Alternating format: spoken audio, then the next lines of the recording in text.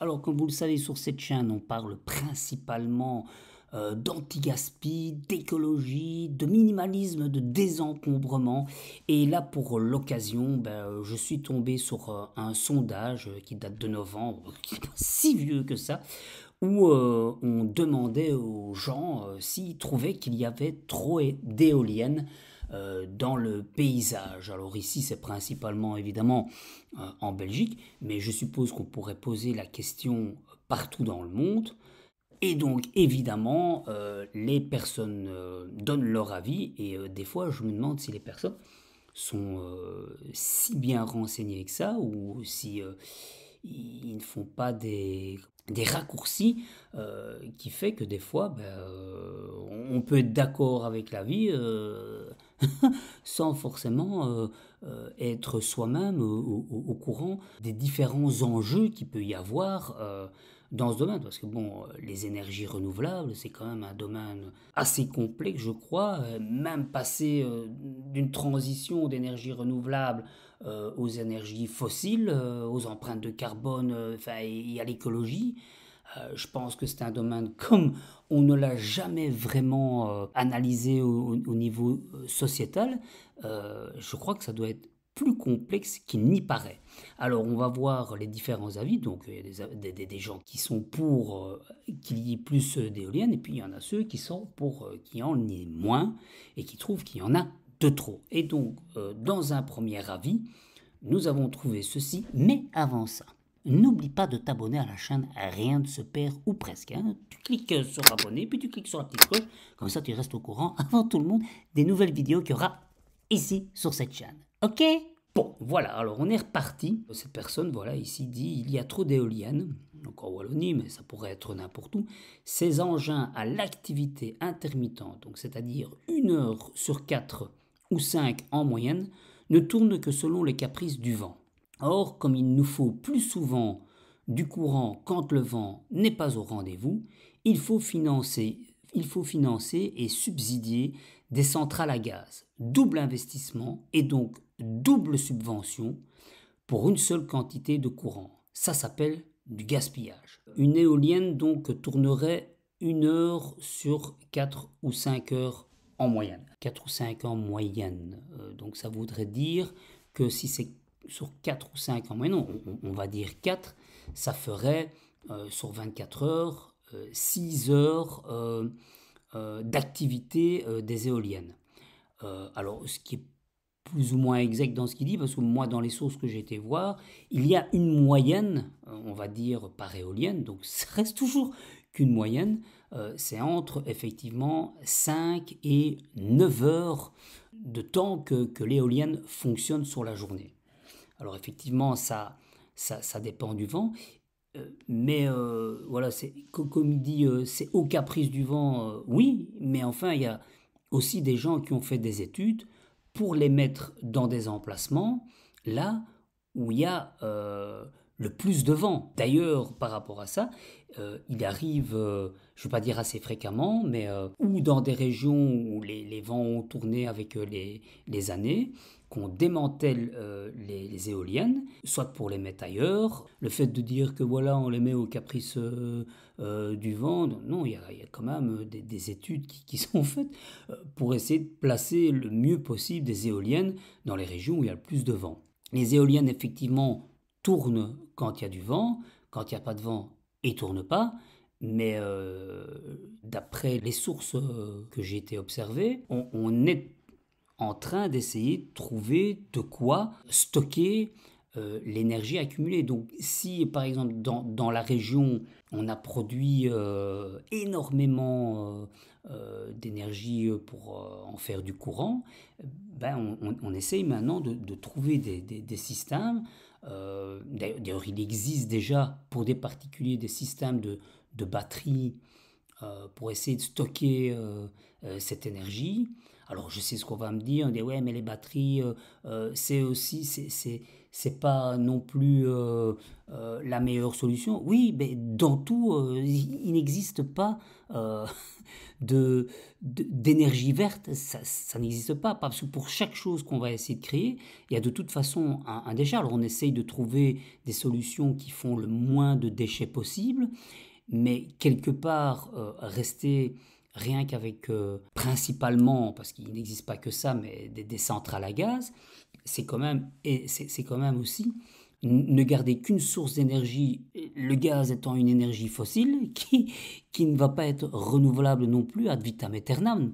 Donc, ok, d'accord, je peux comprendre la personne qui dit que oui, mais enfin, ça fait double emploi parce qu'on a des centrales à gaz et donc il faut un double investissement, plus des doubles subventions. Oui, mais si on commence pas quelque part à un moment donné de trouver des énergies alternatives, ça peut demander des subventions doubles, mais pour un mieux. Et donc, tant que cette transition n'est pas effectuée, oui, on ne peut pas totalement le remplacer. Maintenant, ceci dit, c'est quand même mieux dans un premier temps de ne pas utiliser que les centrales à gaz. Donc, ça veut dire que si sur une journée de 24 heures, on a une capacité entre 5 et 9 heures d'autonomie de courant, ben, c'est quand même 5 ou 9 heures d'autonomie de courant.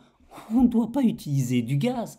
Et d'année en année, je suppose qu'ils vont de faire en sorte que ce soit de plus en plus efficace. On voit bien avec les panneaux solaires où la durabilité du panneau est de plus en plus longue par rapport à il y a quelques années, que ça va très vite, que la capacité et la construction d'un panneau solaire devient de plus en plus petit pour emmagasiner de plus en plus d'énergie de plus en plus longtemps. Donc je suppose qu'ils vont y arriver aussi avec les éoliennes. Donc il faut laisser aussi le temps au temps, même si bah, malheureusement, oui, on aurait dû commencer plus tôt, ok, mais vaut mieux faire quelque chose que rien du tout. Et là, je pense qu'on essaye petit à petit de quand même évoluer dans le bon sens. En mon sens. Bon, maintenant, il faut voir la suite des événements. Alors, voici un autre commentaire qui demande réflexion. Il y a trop d'éoliennes. C'est un système de production d'énergie qui coûte plus cher que ce qu'il ne rapporte. En plus des industriels naturels, profiteurs et des écolos naturellement sectaires, il n'y a que les Chinois qui tirent profit de ces encombrantes et coûteuses idioties. Bah déjà, la partie sur les écolos, enfin, je vois pas. Je crois que les éoliennes, elles vont servir à tout le monde, que ce soit de gauche, de droite, écolo, pas écolo. Enfin bref, je vois pas en quoi c'est nécessaire. Mais bon, chacun a son opinion. Alors, à savoir si les éoliennes est un système de production d'énergie qui coûte plus cher qu'il ne rapporte. Bon, il est vrai que à la production du matériel qui est l'éolienne, c'est un coût assez considérable. Mais pas mal d'études ont démontré que en fait, ce coût était absorbé par la longévité des éoliennes, en fait. Et donc, il ne faut pas non plus regarder le coût à bref échéance, mais plutôt à long terme. D'ailleurs, il faut savoir que même si on utilise le gaz pour l'électricité, bah, ça demande une manutention beaucoup plus grande, beaucoup plus intense que celle des éoliennes, qui en fait ne demandent pas énormément de maintenance, bah, sauf quand elles tombent en panne. Et si elles tombent en panne, mais sinon, elles sont pratiquement, entre guillemets, autonomes.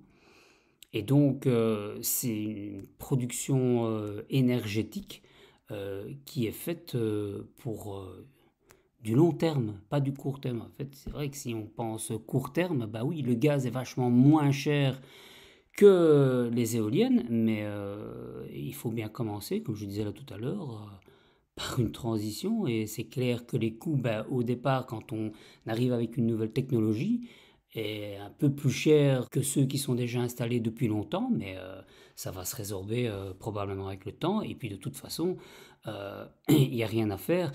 Même si on dit que ce sont des idioties coûteuses, le gaz à un moment donné, bah, il n'y en aura plus et on sera bien content d'avoir des idioties pour les remplacer, pour quand même encore avoir de l'électricité, parce que je pense pas qu'on serait tous contents de revenir à la bougie.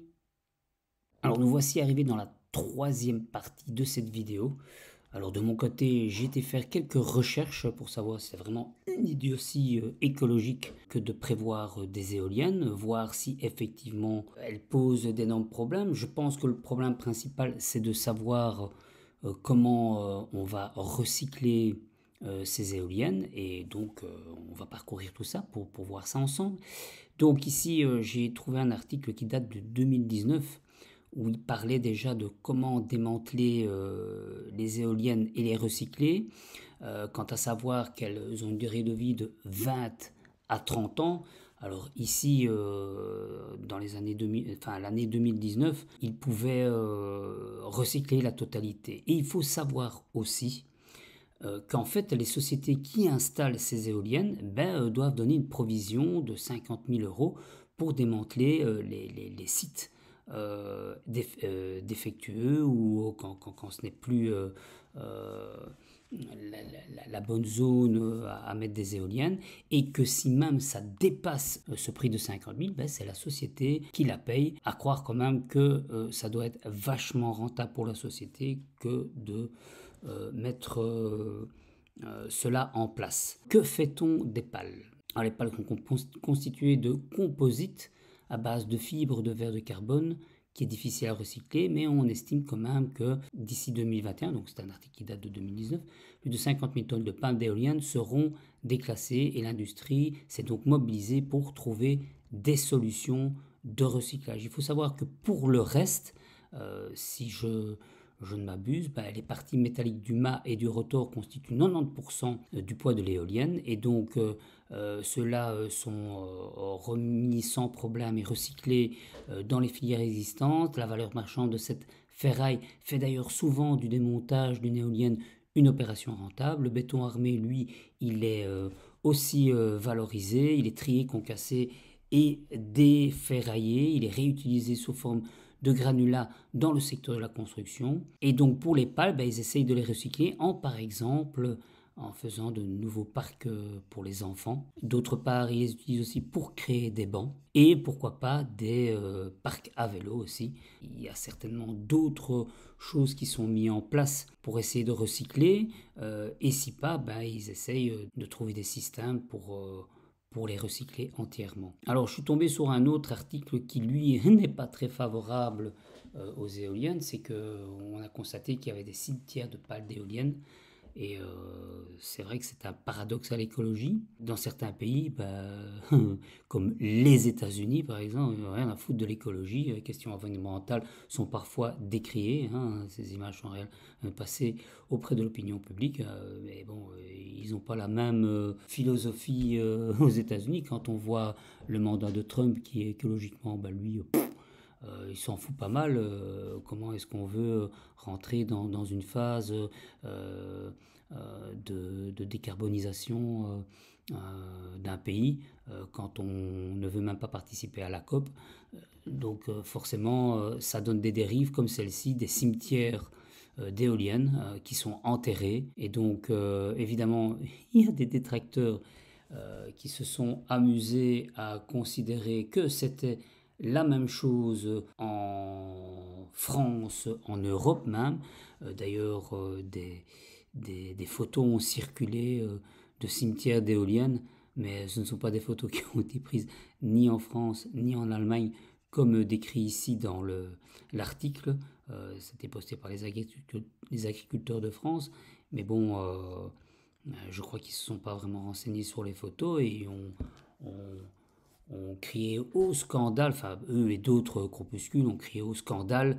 Comment est-ce possible de faire croire aux gens que les éoliennes est une alternative plus écolo que le gaz ou que les autres moyens mis en œuvre actuellement, alors qu'il y a des cimetières d'éoliennes. Et donc la France et l'Allemagne s'est défendu de ces propos en disant bien que c'était impossible de le faire chez eux, notamment pour des questions de législation. Hein.